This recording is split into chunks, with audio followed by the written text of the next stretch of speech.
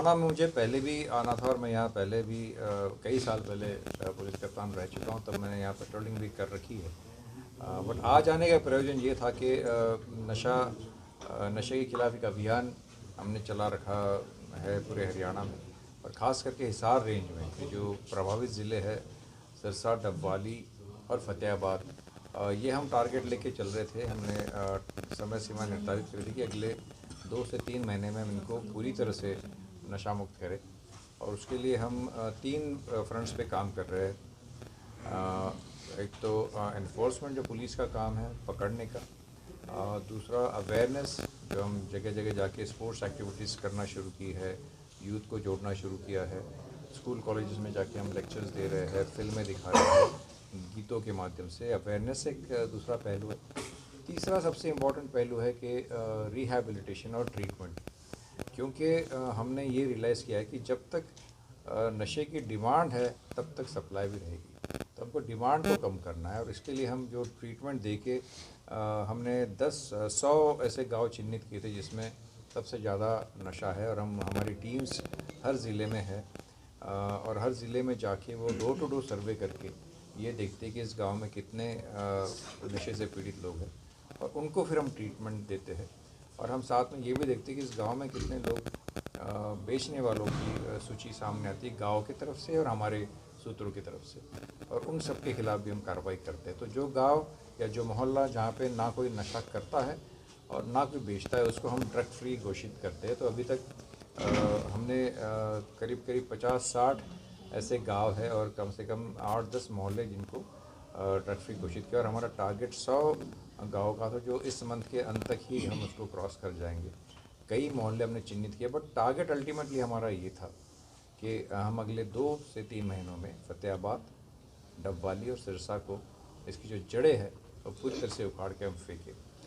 हम इसमें बहुत क्लोजली इसको मॉनिटर कर रहे हैं। हमने क्विट एंटीपीएस एक्ट में भी हरियाणा पुलिस ने उनको पाबंद करने की केसेस भेजे हैं। हम प्रॉपर्टी अटैचमेंट का भी काम कर रहे हैं। तो ये सभी लेवल्स पे हरियाणा पुलिस इस पे काम कर रही है। उसी सिलसिले में ये मेरा पूर्व घोषित कार्यक्रम था टोहाना में आने का, और यहाँ आने के कुछ दिन पहले मेरा यहाँ से तबादला हुआ, लेकिन मैंने कहा मैं फिर भी जाऊँगा ज़रूर, और आप लोगों से मिलूँगा, आपसे बात करूँगा और अपनी बात भी रखूँगा कि ये समस्या जो है इसको हम मिल के इस पर विजय प्राप्त कर सकें। जब मैंने स्टेट एक्शन प्लान दिया था, जिसमें हमने 6,500 गाँवों में मिशन टीम बनाई थी, 1700 वार्ड्स में मिशन टीम बनाई है, और सब डिवीज़न लेवल पे मिशन टीम बनाई, क्लस्टर लेवल पे, cluster means primary health centre level पे हमने टीम्स बनाई हैं। एक प्राइमरी हेल्थ सेंटर के अंदर 10 से 15 से 20 गांव तक हमने उसको जोड़े थे, और इन सब को हमने एनसीबी के सॉफ्टवेयर से जोड़ा था। और स्कूल कॉलेजेस को हमने एक धाकड़ प्रोग्राम के अंतर्गत जोड़ा है, सभी स्कूल कॉलेजेस को। और इस विलेज मिशन टीम्स में, वार्ड मिशन टीम्स में हर स्कूल कॉलेज के प्रिंसिपल जोड़े हुए, ताकि वहाँ की इन्फॉर्मेशन कोई अगर है तो वो आए। तो ये प्रोसेस शुरू हो गया, टीम्स बन गई है। बट जो चेंज आता है सोसाइटी, क्योंकि बहुत गहरी जड़ें कुछ एरियाज़ में हो गई थी, तो इसको बदलने में समय भी लगेगा, लेकिन उसको बदलने का जो निश्चय है वो पक्का होना चाहिए, वो हमारा पक्का है, और हम उसको ख़त्म करके रहेंगे। बट जो एक्सटेंट है उसका ऑलरेडी हम देख रहे हैं कि बहुत सारे इलाकों में इसमें कमी आ रखी है। कुछ इलाके अभी भी है जहाँ पे समस्या है, उसको हम स्टडी करके वहाँ पे ऑफेंसिव कर रहे हैं। बट ये बात ठीक है कि अभी कुछ ज़िलों में ये है, कुछ एरियाज़ में प्रॉब्लम है, but we are working on it, और मुझे विश्वास है कि आने वाले 1-2 महीने में स्थितियाँ बदल जाएगी। सर, टेक्निकली स्पीकिंग अभी मैं क्वालिफाई नहीं कर रहा हूँ ये सवालों के जवाब, क्योंकि I have been transferred from this place, but I am still working for against drugs. मेरी एक अपनी एनजीओ है जो पिछले कई सालों से, फतेहाबाद से ही शुरू की थी मैंने प्रयास, वो अभी कई दूसरे ज़िलों में भी है।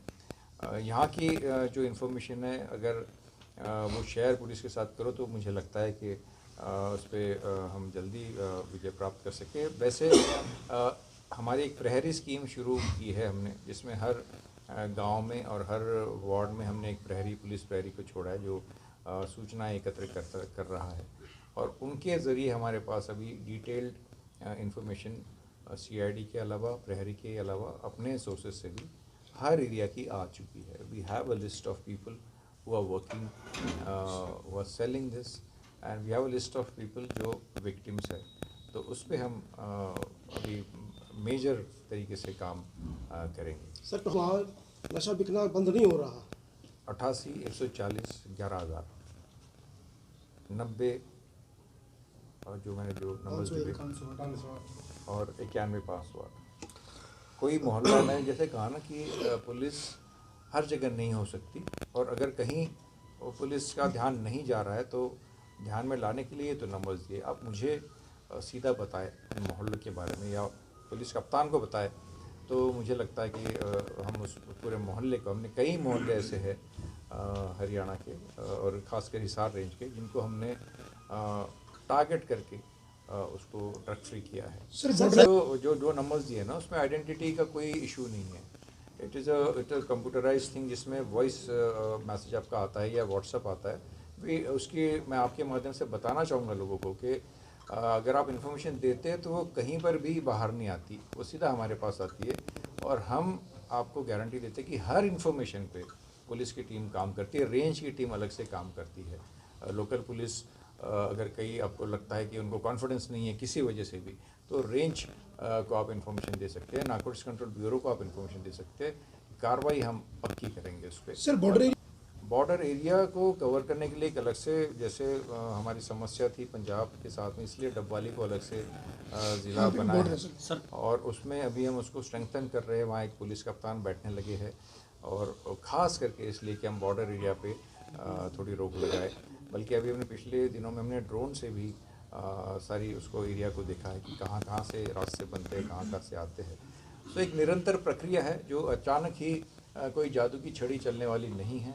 बट ये जो धीरे धीरे ग्रेजुअल हम कर रहे हैं एरिया वाइज, गांव वाइज, मोहल्ले वाइज, उसी से इसमें सुधार आएगा. हर जगह स्टेट एक्शन प्लान का भी वही इरादा था देने का कि किसी अफसर के भरोसे वो प्लान ना हो. एक स्ट्रक्चर बनाया हमने गांव के लेवल से ऊपर के स्टेट लेवल कमेटी तक, जिसमें चीफ सेक्रेटरी के अंडर वो रहती है.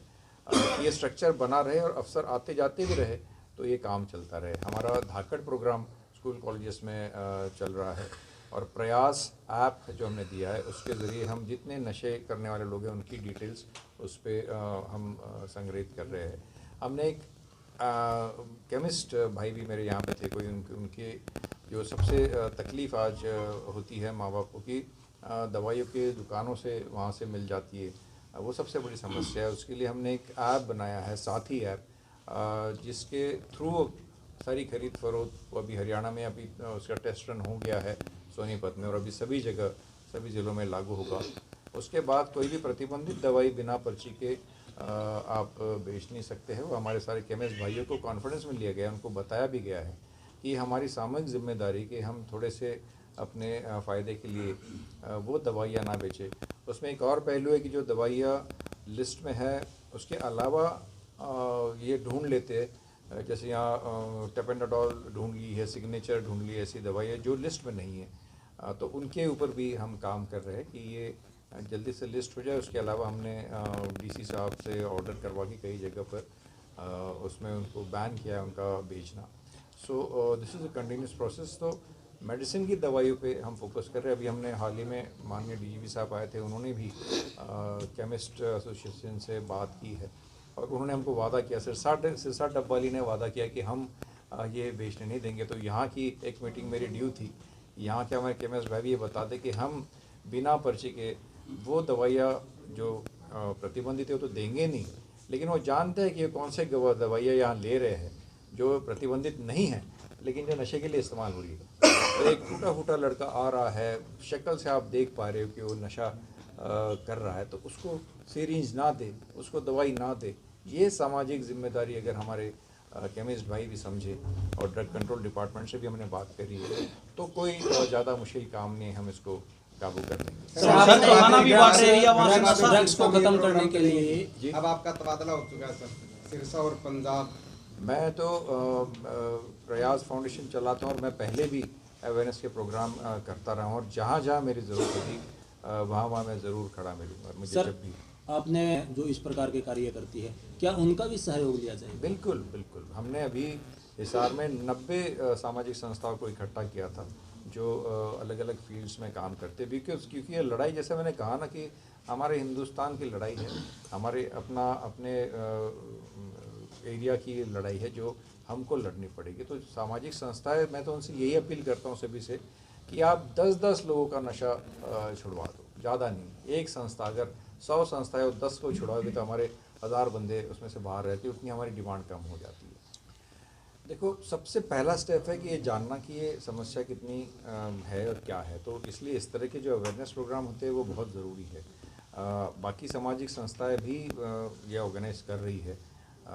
उनसे सभी से ये मेरा आग्रह है कि अवेयरनेस के अलावा ट्रीटमेंट पार्ट पे थोड़ा ध्यान दें और उनको जो भी उनके मोहल्ले में आसपास रिश्तेदारी में जहाँ लगता है कि इन्फॉर्मेशन है कि नशा कर रहे हैं, उनकी परिवार को भी काउंसलिंग करने की ज़रूरत है। परिवार को समझ में नहीं आता कि अब हम क्या करें, वो उसको तिरस्कार की भावना से देखने लग जाते हैं, उससे वो और नशे की तरफ जाता है। तो केवल प्यार से ही वो नशा छोड़ सकता है, ये परिवार को भी बताना ज़रूरी। तो सामाजिक संस्थाएं आगे आके काउंसलिंग और ट्रीटमेंट में अपना जिम्मा ले, अपने मोहल्ले के जहाँ वो उनकी संस्था है उसके आसपास के एरिया में अगर वो 10-20 लोगों को ट्रीटमेंट दे दें तो ये एक बड़ी मुहिम बन के बच्चे हमारे बच सकते हैं। सहयोग रहेगा। देखो, हर संस्था जो ये कर रही है नशा मुक्ति के लिए काम, वो देश सेवा है। इस हमारा यूथ है ना, जो आज उन पे अटैक है एक तरह से, कि हमारे देश के यूथ को कमज़ोर करने का एक प्रयास चल रहा है। और हमारे देश के यूथ का लोहा जो है सारी दुनिया मानती है। सब बड़े बड़े कंपनियां जो बाहर है उनके सीईओज आप देखोगे हिंदुस्तानी हैं। तो ये एक षड्यंत्र है कि हमारे यूथ को कमज़ोर करे और हिंदुस्तान की ताकत को कमज़ोर करे, जो हम नहीं होने देंगे। है क्या उनके लिए कोई कानून जो है बड़ा सख्त नहीं हो सकता? क्योंकि जब तक कानून सख्त नहीं होगा तब तक नशे पर पाबंदी नहीं लग रहा। कानून बहुत सख्त है। कानून आज के दिन में अगर आपको किसी चीज़ के लिए 10 साल 20 साल की सज़ा हो रही है तो कानून कमज़ोर नहीं है। उसमें कई बार प्रोसीजरल बेनिफिट ले जाते हैं, कोई कमी रह जाए, जो कामकाज में कहीं कमी रहेगी उसका बेनिफिट मिल जाता है। कई बार हमारे जो कोर्ट जो संज्ञान लेते हैं उसमें छोटी क्वांटिटी में थोड़ा लाभ ले जाते हैं।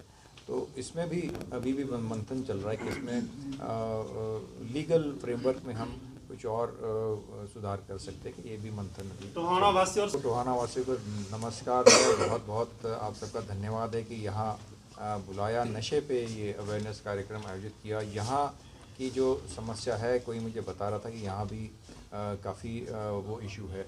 तो उन सब से मेरी अपील है कि मैंने 2 नंबर्स दे रखे हैं, अगर वो काफ़ी नहीं है तो मैं यहाँ से भले ही जा चुका हूँ, तबादला हो चुका है, आप मेरे नंबर पे बता दें, मैं पर्सनली आगे उस पर कार्रवाई करने का जिम्मेदार हूँ। हमारे टोहाना को अच्छा रखना हमारा काम है। अपने अपने एरिया में जहाँ कहीं भी इस तरह की बात हो रही है कि नशा बेच रहा है या कोई नशा कर रहा है, आप इन्फॉर्मेशन दो, हम कार्रवाई करेंगे। उसके अलावा भी आपके एरिया में कहीं गुंडागर्दी है, कहीं छेड़छाड़ है, उसकी भी आप सूचना हमें दो, क्योंकि सोसाइटी तभी खुश रहती है जब वहाँ गुंडागर्दी नहीं होती है। तो हमको ये